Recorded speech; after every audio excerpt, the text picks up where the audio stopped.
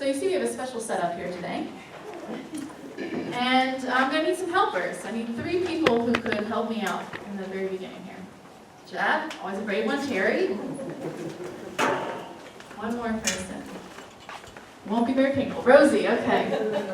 So here is the task. So today we're talking about hospitality, right?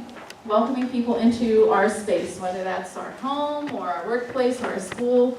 And occasionally when we welcome people into our space, we invite them over for a meal, right? And I'm sure this was initially intended for kids, but since we didn't have kids, this is who it is. I'm sure that all of you have helped to set the table. So, everybody does that a little differently though. So I'm going to ask you to take one set of each thing there. So we have silverware, napkins, placemats, cups, and plates. And set it as you would at your house.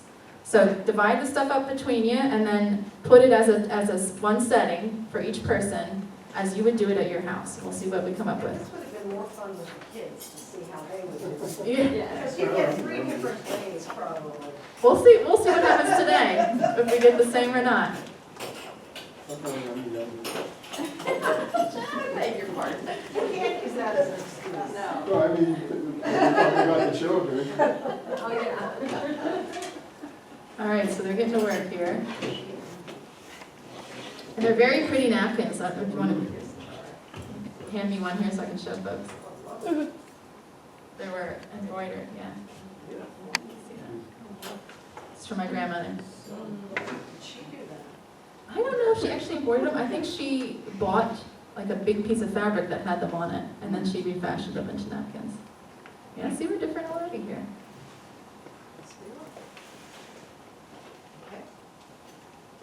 Yes, there are some differences. What are you doing with your cup there, Jeff? Don't forget that. Where's that cup? Right there. Okay. Step aside. Reveal. This is a big reveal. That's how she did her plate. Okay, so everybody did it a little differently. Terry, you thought it would all be the same, but not so. So Rosie here at her place setting, she has her table, her plate rather, a little cocked like that, very fashionable. Yeah. She has I her like it that way. fork to the left, and she has knife and then spoon on the right, on top of the napkin with the cup at the top right there. And then this is Terry. Terry has her napkin to the left with the fork on top. And notice how I folded it. Yes, she folded it. with the point like that. Yeah, where Rosie did hers in half, so it's a rectangular here, you can see. And she has the knife facing in. Rosie has hers facing out. Right. And she has still the spoon on the other side of the knife. So that's a little bit the same. And the cups are all the same here, cup on the upper right. And then Jeff, he has silverware positioned the same as Terry. He has his fork on the left, and then knife facing in, and then the spoon. And then he has his napkin on the right-hand side, though, like Rosie over here. So everybody did a little, and he has his pointed like Terry. So what do you think? Who's right?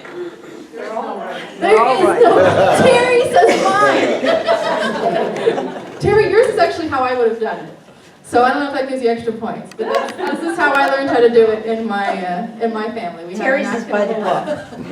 Right. Work on And top. I really like the way Rosie did the plate. I would change my plate. Yes. now that I did. It's very pleasing to the eye.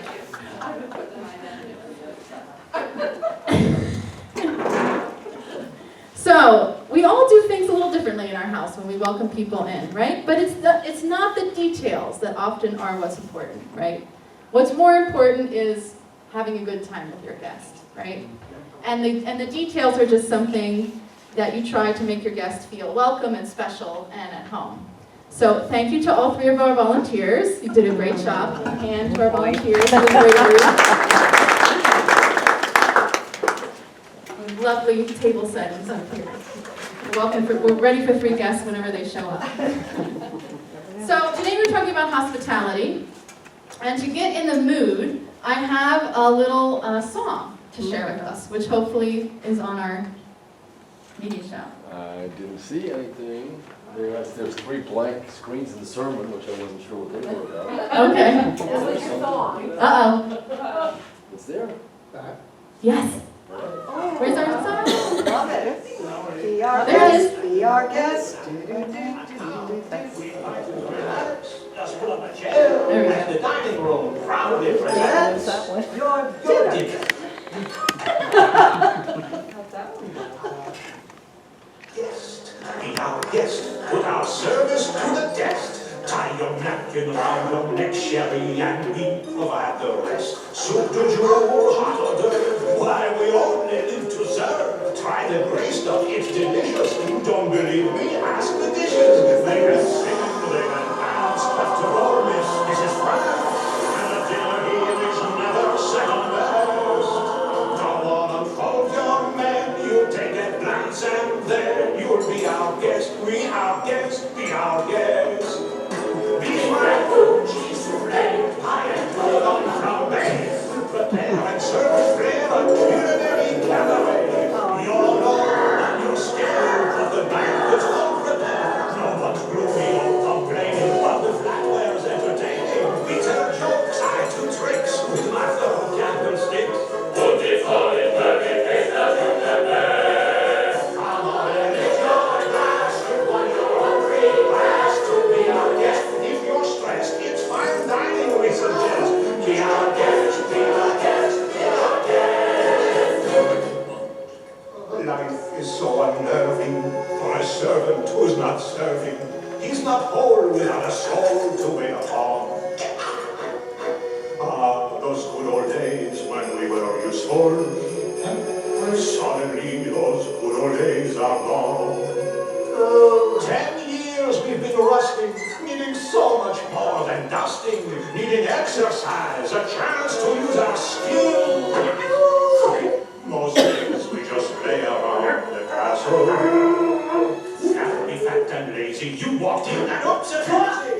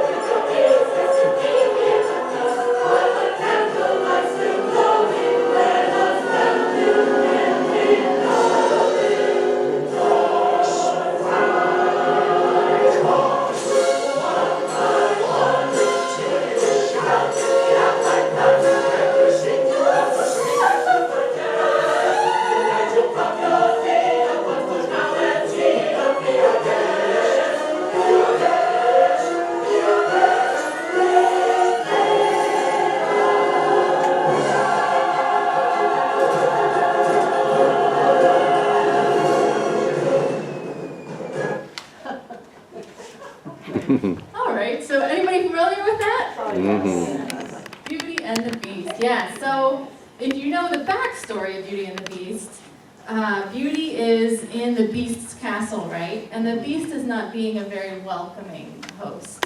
However, the rest of the people in his house, who are all different household items, because they're under a spell, are trying to make her feel welcome. And one of the things that they do to make her feel welcome is they serve her some food.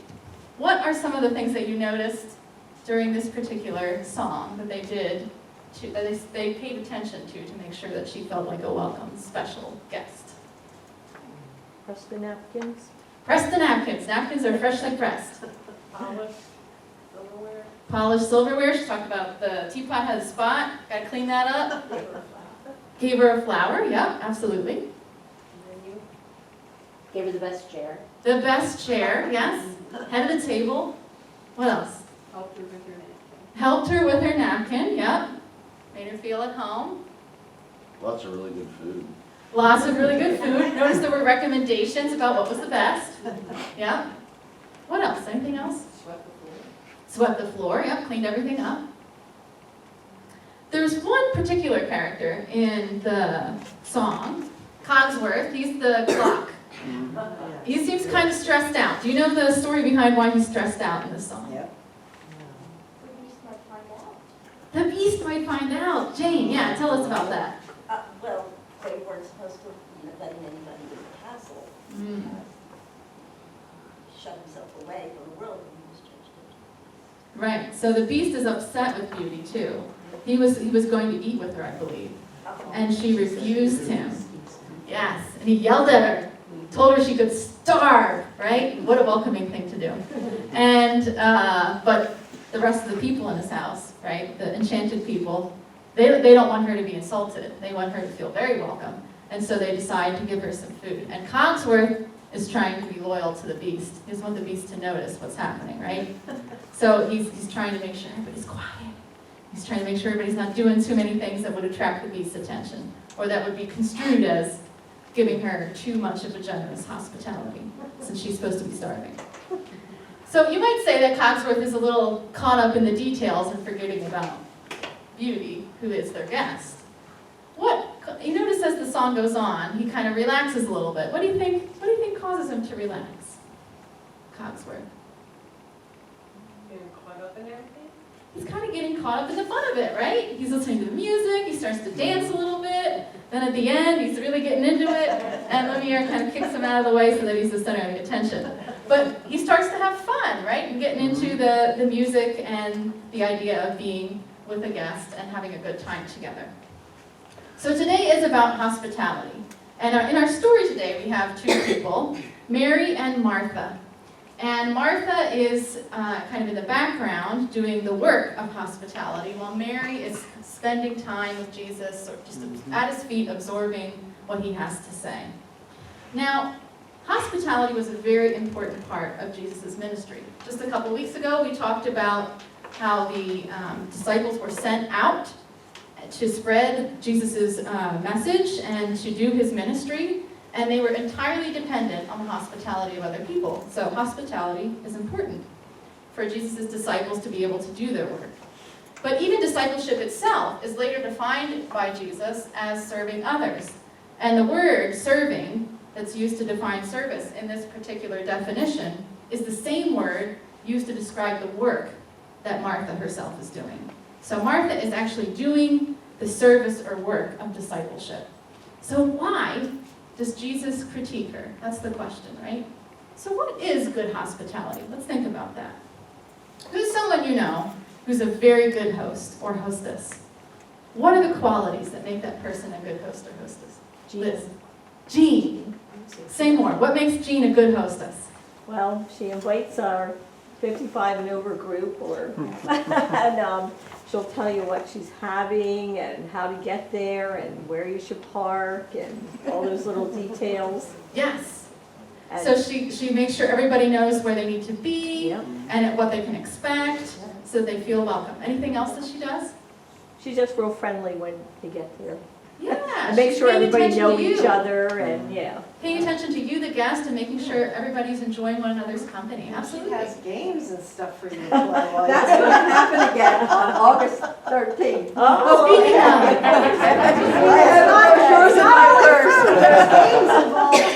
so she makes sure people are having fun with one another. Yeah, absolutely. Rosie was just talking to me about a family reunion where they had games. It's an important part sometimes of having big groups of people and making sure that they're interacting and having a good time. Absolutely. Who else do you know who's a good host or hostess? Rosie. Rosie, Barb. Would you like to say more, Barb? What are the qualities that make Rosie a good hostess? Nothing really ever phases her. Nothing.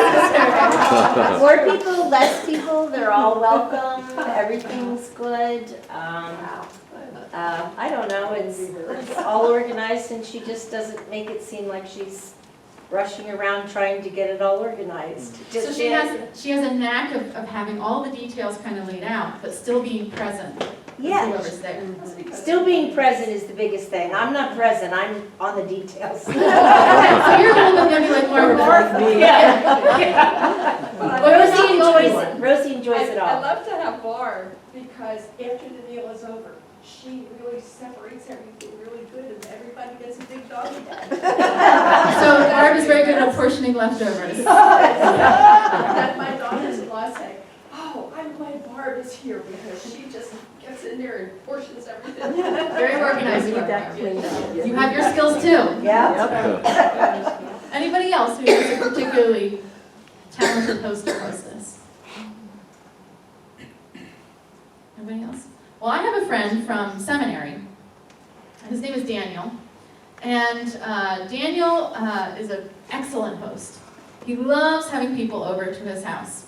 He lives by himself with his 2 cats, but he loves to cook, and he loves to just be with people. And I often go over to visit him. And again, like we were talking about with Jean and with Rosie, he has all the details kind of organized beforehand. He picks out something very special for the meal that he really thinks I'll enjoy. And he gets really quality ingredients and puts them together with love. And he also sets up the table so that it looks nice.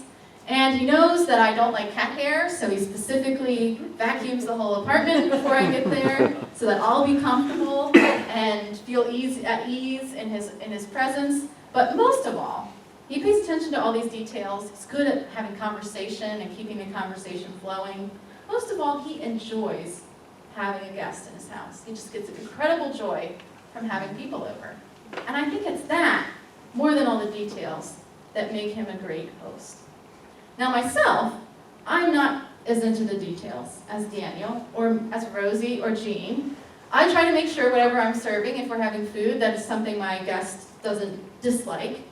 And I try to make sure that wherever we are, if we're going to have conversation, that there's no distractions or loud noises, so we can really hear one another. But other than that, usually my guests end up getting themselves some water when their water runs low, because I didn't notice. And what else? Or they might need to ask, where's the bathroom, because I didn't think to tell them that. So I'm not always down on the details, but I'm told I'm pretty good at listening. And that's what I really enjoy about having people over, is having conversation and getting to hear their stories and how they're doing. You see, at the heart of hospitality is not the perfect place setting, or the perfect meal, or even the best games, or the most pricey accommodations. At the heart of hospitality is the person, or the people, right? The guest that you're having over. And I think that's what Martha lost track of. In the midst of her work and her service, she forgot that at the heart is Jesus, her guest. That he is the most important part of welcoming in, of making somebody welcome. And Mary, meanwhile, while she maybe isn't paying attention to the details as well as Martha, she is doing an excellent job being in Jesus' presence.